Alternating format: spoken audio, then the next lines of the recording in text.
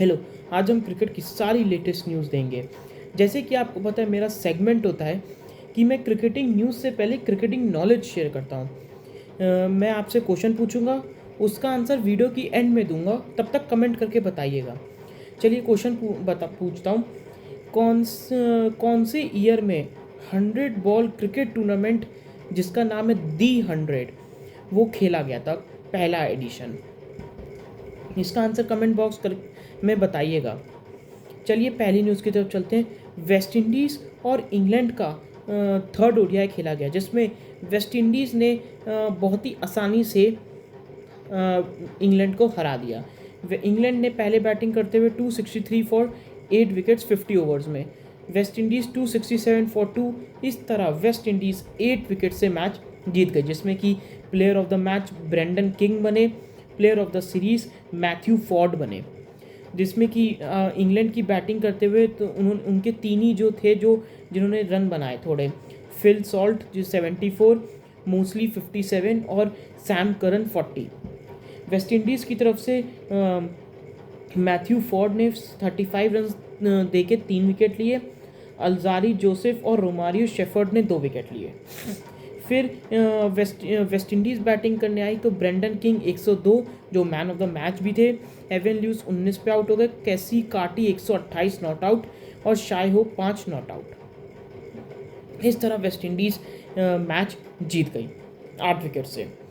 चलिए इसी से मिलती जुलती सेकंड खबर है कि बीच मैच में अल्जारी जोसेफ और शाय होप की लड़ाई हो गई, जिसमें कि अल्जारी जोसेफ कहते हैं कि फील्ड उधर उसके हिसाब से फील्ड लगाइए। शाय होप कहते हैं मेरे हिसाब से, क्योंकि शाय होप कैप्टन है। तो जाहिर सी बात है, मेरे हिसाब से दोनों के बीच म्यूचुअल अंडरस्टैंडिंग होनी चाहिए, क्योंकि कैप्टन अगर हारता है तो मीडिया में कैप्टन को आंसर देना पड़ता है, बॉलर को नहीं। और बॉलर की भी बात माननी चाहिए, क्योंकि बॉलर अपने हिसाब से लाइन और लेंथ डालेगा। तो दोनों के अंदर म्यूचुअल अंडरस्टैंडिंग होनी चाहिए। लेकिन अल्जारी जोसेफ ने बहुत चाइल्डिश काम किया, जिसमें कि उन्होंने शाय होप ने फील्डिंग लगाई, जो कि उनके बीच लड़ाई हुई, दोनों के बीच, शाय होप और अल्जारी जोसेफ के बीच।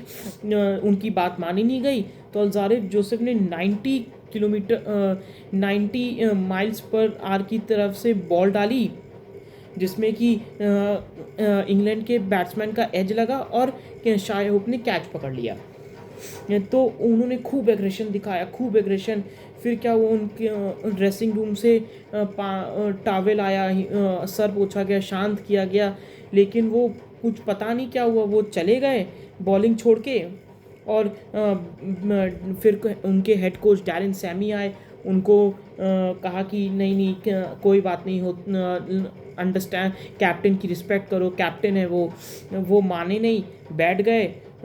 तो डैरेन सैमी भी काफ़ी नाराज़ हैं अल्जारी जोसेफ पे। ये थी स्टोरी। चलिए तीसरी न्यूज़ की तरफ चलते हैं। इंडिया ए और ऑस्ट्रेलिया ए का मैच खेला गया, जिसमें कि इंडिया ए 161 ऑल आउट हो गई, ऑस्ट्रेलिया ए 53 रन पे 2 विकेट्स। इसमें ऑस्ट्रेलिया अभी 108 रन से पीछे है। इंडिया ए की तरफ से ध्रुव जुरैल ने 80 रन मारे, पार्टिकल 26, नीतीश रेड्डी 16। ऑस्ट्रेलिया की तरफ से बॉलिंग में 27 फॉर 4 नासिर और वेबस्टर 19 फॉर 3। और नासिर जो है वो आउट हो गए हैं ऑस्ट्रेलिया ए की हैमस्ट्रिंग इंजरी की वजह से। चलिए चौथी न्यूज़ की तरफ चलते हैं।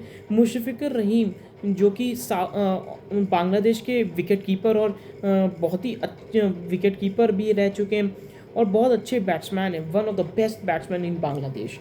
तो वो ओडीआई सीरीज़ जो अफ़गानिस्तान के साथ है, जो दो ओडीआई बचे हैं, उनके साथ वो आउट हो गए हैं, जो कि यूएई में खेला जा रहा है।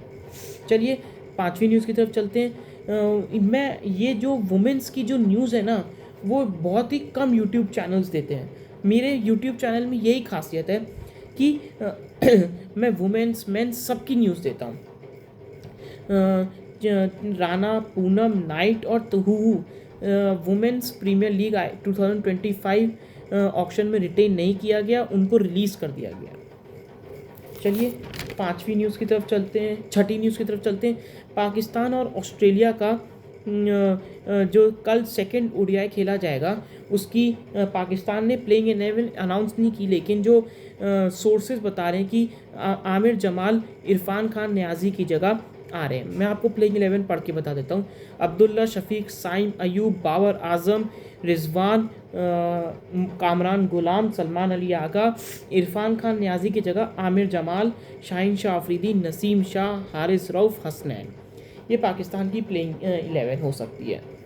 इसी तरह ऑस्ट्रेलिया का जो वेदर है कल, उसमें 1-1.5 घंटा बारिश है, लेकिन मैच पूरा होगा 50 ओवर का। और पिच के बारे में पता चल रहा है पूरी ग्रीन पैच बनाई गई है फास्ट बॉलर्स के लिए हेल्प करने के लिए। तो मेरे हिसाब से दोनों टीम के लिए बेनिफिट है। दोनों के पास वर्ल्ड नंबर 1 फास्ट बॉलर्स हैं, मतलब माने जाते हैं पाकिस्तान के कि वो स्विंगिंग कंडीशंस और में अच्छा परफॉर्म करेंगे। वो तो पता चलेगा कल ग्रीन पैच में। चलिए सातवीं न्यूज़ की तरफ चलते हैं। आईसीसी ने चैम्पियंस ट्रॉफी 2025 के जो पाकिस्तान में होने वाली है बीसीसीआई से रिटन में मांगा है लेटर कि आप यस करिए कि नो करिए। तो आईसीसी जो सलमान नसीर हैं पाकिस्तान के सीईओ, और आईसीसी के जो से मीटिंग हुई थी, तो उन्होंने जो कि एक तो जो ये उन्होंने कहा है पीसीबी और उससे बीसीसीआई से, वो अपनी गवर्नमेंट से पूछे कि हाँ कि ना उनको आना है हमारे चैम्पियंस ट्रॉफी खेलने की नहीं आना है।